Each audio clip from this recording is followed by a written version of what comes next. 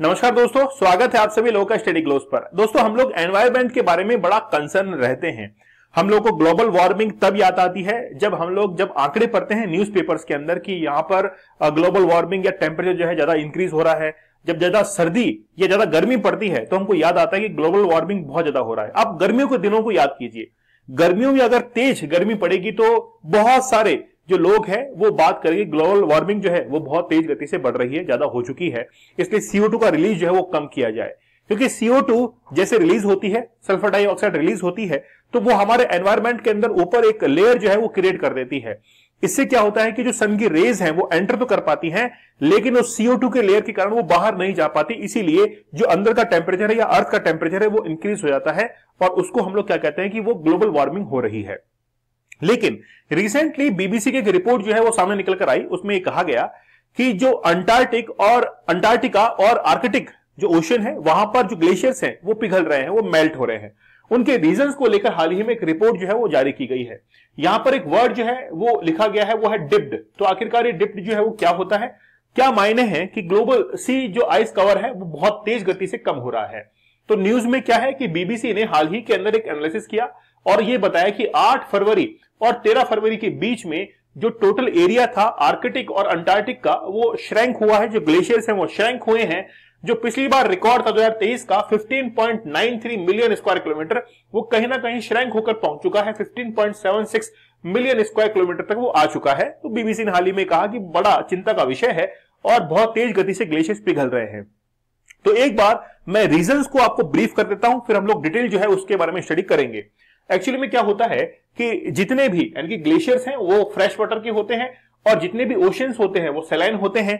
तो fresh water जो है, जैसे नदियों के थ्रू जो है, रिवर्स के थ्रू, वो जो फ्रेश वाटर है वो कहां पर आएगा, ओशन के अंदर आएगा। और ओशन के अंदर होता है सैलिनिटी। तो इससे क्या होगा, सैलिनिटी रिड्यूस होगा और रिड्यूस होने के बाद सरफेस के ऊपर जो सैलिनिटी की एक लेयर बन जाती है वो लेयर जो है वो बहुत कमजोर हो जाएगी। अब इससे क्या होगा कि इससे जो इकोसिस्टम है वो बड़ा इससे जो है डिस्टर्ब होगा। अब जैसे ही ये टेम्परेचर बढ़ने लगेगा या सैलाइन वाटर के अंदर रहने वाले जो जीव जंतु हैं वो इससे बहुत प्रभावित होते हैं। इसीलिए एक फ्लो जो है, सी फ्लो जो है वो भी चेंज होने लगेगा। मतलब आप लोग देखते हैं कि जैसे आप एक बड़ा सा पतीला है, उसमें आप गर्म पानी करते हैं, तो जैसे आप उसको गैस के ऊपर चढ़ाते हैं तो वो ठंडा पानी जो है वो ऊपर की ओर आने लगता है और गर्म पानी ऐसे ये सर्कुलेशन जो है वो बनता चला जाता है। वैसे ही हम लोग देखिए ओशियन के अंदर भी ऐसा ही होता है। लेकिन ओशियन के अंदर जब ये तेज गति से होता है और जो गर्म पानी है वो नीचे की तरफ जाता है, तो नीचे जितने भी और जो जीव जंतु रहने वाले हैं उनको खासा नुकसान पहुंचता है और इससे उनको नुकसान होता है और इकोसिस्टम जो है इससे खराब होता है। आखिरकार इसका रीजन क्या है कि आखिरकार ये जो है ये ओशियंस के अंदर, या जैसे हम लोग कहें आर्कटिक ओशियन के अंदर या अंटार्कटिका के अंदर जो ग्लेशियर्स हैं वो पिघल क्यों रहे हैं। सबसे पहले हम लोग बात करें वार्म एयर की। मैंने स्टार्टिंग में आप लोगों को बताया कि ग्लोबल वार्मिंग के कारण जो CO2 है उसकी जो क्वांटिटी है उसमें इंक्रीज देखने को मिल रहा है। इससे जो अर्थ का टेम्परेचर है वो भी इंक्रीज हो रहा है। तो अगर मान लीजिए कि टेम्परेचर इंक्रीज होगा तो हवा तो गर्म होगी ही होगी, वही वार्म एयर जो है वो टेम्परेचर के अंदर भी इंक्रीज करती है और जो ग्लेशियर्स है उनको वो मेल्ट करने के अंदर काफी ज्यादा हेल्प करती है। इसीलिए चाहे आर्कटिक की बात करें या अंटार्कटिक की बात करें, वो बहुत जल्दी मेल्ट हो जाती है due to warm air. Ocean temperature जो है वो तो इंक्रीज होता ही है। अगर मैं आप लोगों को एक डायग्राम समझाऊं तो आप लोग इसके अंदर देखेंगे कि यहां पर सनरेज है और सनरेज जो है यहां पर गिर रही है। एक्चुअली में ये जो लेयर यहां पर आप लोग देख रहे हैं, इस लेयर के बाहर जो है वो टेम्परेचर रिलीज नहीं हो पाता और अंदर ही अंदर क्या होता है वो टेम्परेचर इंक्रीज हो जाता है। और जैसे ही टेम्परेचर इंक्रीज हो जाता है तो यहां पर ग्लेशियर जो रहते हैं वो मेल्ट होने लग जाते हैं और मेल्ट होने के बाद उनका जो फ्रेश वाटर है वो सी ओशन के अंदर आने से ओशन के अंदर आता है और सैलिनिटी जो है वो चेंज हो जाती है। तो आज आप देखिए कि जैसे हम लोग फ्रेश वाटर पीते हैं और कहीं पर हम लोग गांव देहात में जाते हैं तो वहां पर हमको पानी जो है थोड़ा खारा मिलता है और जैसे खारा मिलता है तो हम लोग उसको पीते नहीं है, तो हमारे लिए तो बड़ा वो परेशानी वाला सबब है। वैसे ही जो अंदर ओशियन के अंदर जो जीव रहते हैं उनके लिए भी ऐसा ही होता है कि जिस सैलाइन वाटर के अंदर वो रह रहे थे उनका जो हैबिटेट था वो चेंज हो रहा था, वो वार्म हो चुका है। तो वहां पर बहुत सारी घटनाएं देखने को मिलती है, जैसे कोरल ब्लीचिंग जो है वो भी देखने को मिलता है। तो जो मरीन डाइवर्सिटी है वो कहीं ना कहीं से हार्म होती है। उसके बाद में देखें विंड पैटर्न। जैसे विंड पैटर्न के अंदर हम लोग देखें तो वेस्टर्लीज की बात हम लोग करते हैं। वेस्टर्लीज जो होती हैं वो वेस्ट टू ईस्ट डायरेक्शन के अंदर मूव करती हैं। जब भी हम लोगों ने वर्ल्ड ज्योग्राफी के अंदर ग्लोबल विंड्स को पढ़ा है तो ग्लोबल विंड जो है, जैसे ट्रेड विंड्स हम लोग देखते हैं, वेस्टर्लीज हम लोग देखते हैं, पोलर विंड्स हम लोग देखते हैं। तो ट्रेड विंड जो है वो भूमध्य रेखा इक्वेटर जो है उसके पास में फ्लो होती है, और जबकि वेस्टर्लीज जो है वो बिल्कुल मिड के अंदर 66.5 डिग्री जो है वहां पर वेस्टर्लीज फ्लो होती है। तो यही वेस्टर्लीज जो है वो जो वेस्ट टू ईस्ट फ्लो होती है, और ये वैसे ही गर्म है ना। एक्चुअली में क्या होगा, जैसे ही गर्म होगी तो ये किसको करेगा, ये जो आइस जमा हुई है उसको क्या करता है, इफेक्ट करता है। तो change in atmospheric dynamics including stronger westerlies winds associated with the southern annular mode Sam have disturbed sea ice formation and stability in the Antarctic. These winds can break apart ice mold. मतलब उनकी, अब देखिए westerlies को जब आप लोग पढ़ते हैं तो वहां पर रोरिंग 40 वगैरह वो भी आप लोग पढ़ते हैं, तो ये बहुत तेज गति से जो है वहां पर बहता है। इसके कारण से जो आइस की जो थिकनेस है वो बहुत हद तक कम हो जाती है और वो थिकर हो जाती है। डिलेड फ्रीजिंग, अब जैसे हम लोग ग्लेशियर्स की बात करें तो बहुत जल्दी जमते हैं। अब अगर उसके अंदर डिले हो जाएगा, मान लीजिए कि आपको पानी को ठंडा करना है और आपके फ्रीजर के अंदर आइस रखी हुई है। अब जैसे ही आप लोग उस आइस को लेने के लिए गए हैं तो वो आपको लगेगा कि यार थोड़ी बहुत आइस जमी है, बाकी पानी ही पानी है, तो वो फ्रीजिंग के अंदर क्या हुआ, डिलेड हुआ। अब आप उसको काम में नहीं ले पाएंगे। तो अगर ये साइकिल कहीं ना कहीं डिले होता है तो पूरा का पूरा इकोसिस्टम जो है इससे इफेक्ट होता है। तो फ्रीजिंग का जो एक पर्टिकुलर साइकिल होता है उसके कारण भी ये इफेक्ट जो है हमको देखने को मिलता है।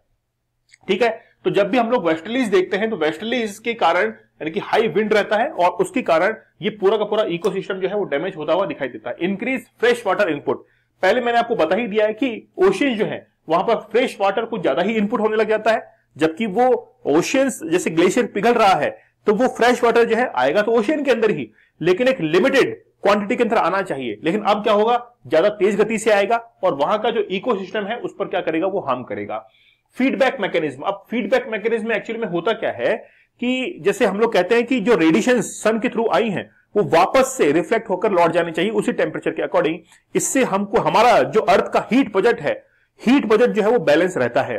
लेकिन मान लीजिए कि जो सन से यानी कि जो लाइट सनलाइट आई है वो जो टेम्परेचर हमने यहां पर लिया है फोटॉन्स के रूप में, अगर वो लौट नहीं पाएगा तो टेम्परेचर जो हीट बजट है वो बिगड़ जाएगा, और हीट बजट अगर बिगड़ जाएगा तो फिर हम लोग कहेंगे कि वो फीडबैक मैकेनिज्म जो है वो कहीं ना कहीं इससे डिस्टर्ब होगा। साथ ही के अंदर मैं आपको एक मैकेनिज्म और समझाता हूं, जैसे हम लोग पानी के बारे में देखते हैं कि पानी जो है वो वेपराइज होगा, बादल बनेंगे और बादल बनने के बाद फिर से बारिश होगी और फिर से वो ओशन के अंदर आएगा।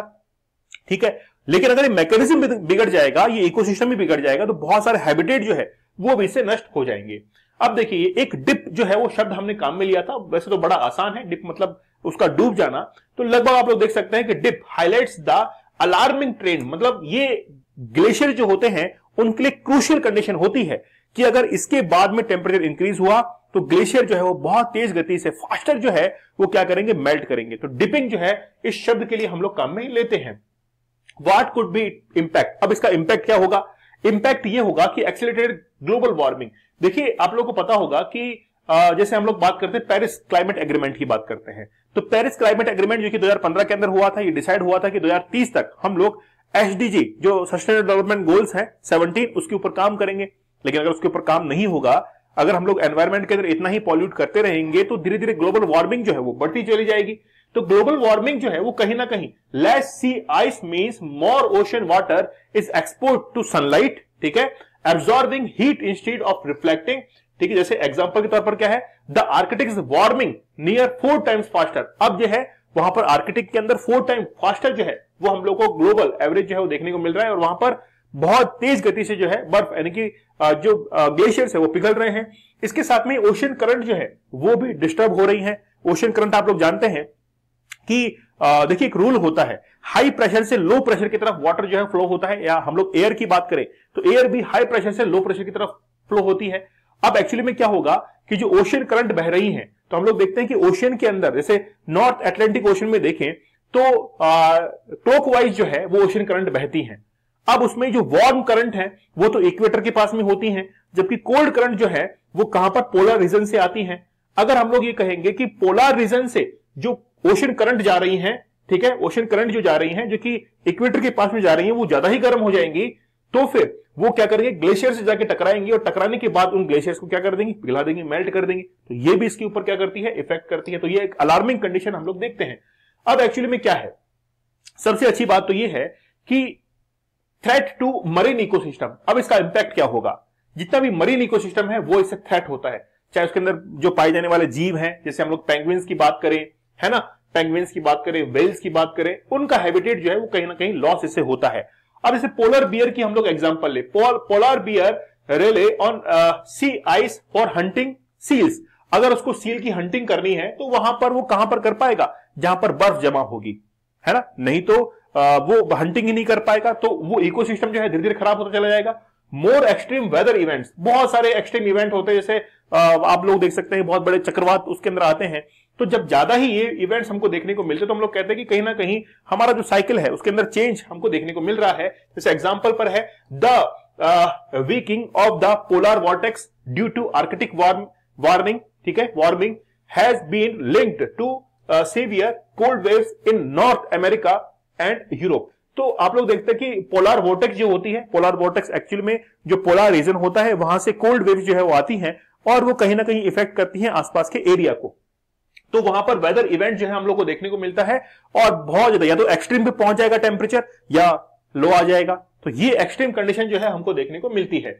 तो जैसे ही वो ग्लेशियर्स पिघल के आते हैं, इरोजन होता है उनका, तो वापस से वो क्या करते हैं, ग्लेशियर नहीं बन पाते और यही साइकिल जो है वो खराब होता चला जाता है। अब एक्चुअली में होगा क्या इसका सॉल्यूशन है, कैसे हम लोग इसको देख सकते हैं?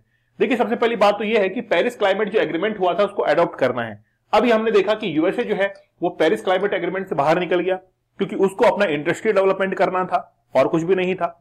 पेरिस क्लाइमेट एग्रीमेंट में जैसे आप ग्लोबल वार्मिंग के ऊपर ध्यान देंगे, उसको अडॉप्ट करेंगे, अगर उस पर आपने सिग्नेचर कर दिया है पेरिस एग्रीमेंट पर, तो आप कहीं ना कहीं इंडस्ट्रियल ग्रोथ जो है वो कर पाएंगे ग्रीन फील्ड के अकॉर्डिंग, ठीक है, जैसे CO2 का एमिशन कम हो, सल्फर डाइऑक्साइड का कम हो, है ना।